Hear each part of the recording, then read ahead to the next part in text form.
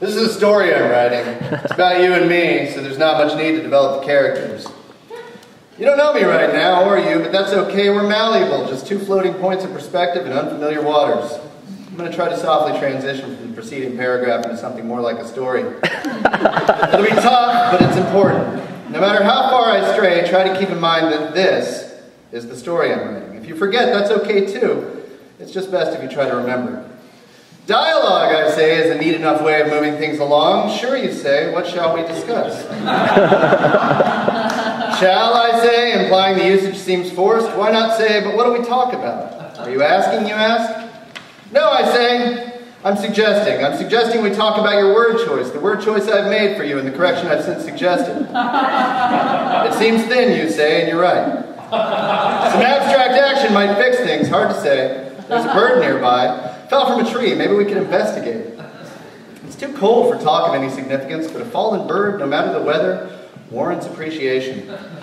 If it were warmer out, a different season maybe, ants would be all over it by now. It's not warmer though. It's the cold season, and the bird remains undisturbed. I imagine it to have died from fright. I mime this to you, stiffening my arms at my sides and Frankensteining around for a bit before playing the part of the bird and falling to my back, legs upstretched.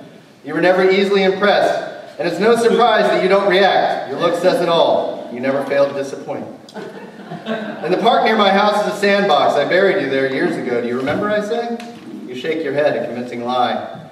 We walk there anyway, abandoning the bird and all thoughts of it. As we walk, we talk about everything that's been in the air between us. I suggest we finally get around to starting that business we never considered starting. You say it'd never work. And then what we should really do is open a bookstore. I say I hate books, and we laugh and laugh. Is this the place, you say? I nod my head and say, don't you remember? It was right around here. You say you've never seen this place. Another lie, less convincing than the first. Is it your metal detector or mine? There's no telling. Did we have it all along? There's no remembering. But we turn it on all the same. This ain't your granddad's metal detector. That's what the ad said. My granddad never had one, unless it was during the war, maybe. Yours could have had one. Could have been this one. It's also possible that I'm confusing things, that it's only coincidence that I remember the ad in correlation with this moment. Besides, it's begun to beat now. The origins of the device seem unimportant when weighted against its potential. Yours is the first go, and I'd be lying if I said I wasn't jealous. Jealous, you say? You know I am. The sandbox is brimming with metal, exploding with the stuff. In 5 minutes, you've unearthed 3 Civil War mini balls, a pair of sunglasses, and a rusted rear bumper of a VW Bug. My turn, I say. You can have it back when I find the spot. The spot. I can't believe you don't remember. You're going to shit when you see this, I say, but we both know it isn't true. It's just a bunch of words, after all, no matter the arrangement. That's all it'll ever be. The machine beeps with a steady cadence as I wave it over the sand. The box is larger than I remember. Even since yesterday when I walked the jogging track the playground was built beside. 3 miles, I say absently, focusing on the beeps. What, you say?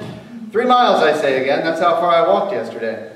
At least I think that's how far. The laps are irregular, and I'm not sure I understand what adds up to a mile.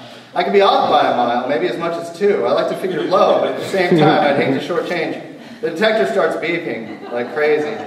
I try to orient myself, but we've wandered a good distance from the known points of reference, and there's no telling what's what. Sand's the only thing in sight. Sand and you.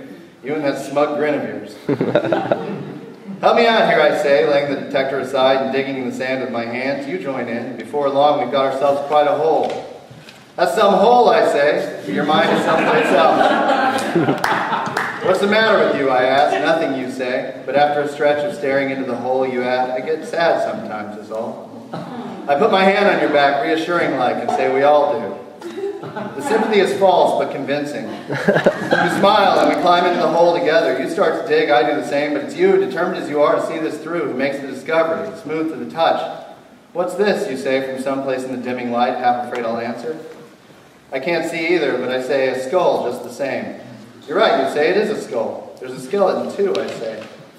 You dig a little deeper and confirm my claim. It's mine, you say. I'd know that C7 vertebra any place. See, I say, there's nothing to be sad about after all. We sit for a while in the darkness of our hole, you cradling your bones, me pretending any of it matters. It's all so arbitrary, but as the moon moves overhead and as we see it through the limiting aperture of the place we've carved, neither of us can deny that the planet spins along a genuine course. If we were there, I say, pointing into the hollow space at the moon's fading edge, I'd tell you a story worth telling. That's not true, you say, and though you're right and we both know it, we sit and wonder at the lie just the same.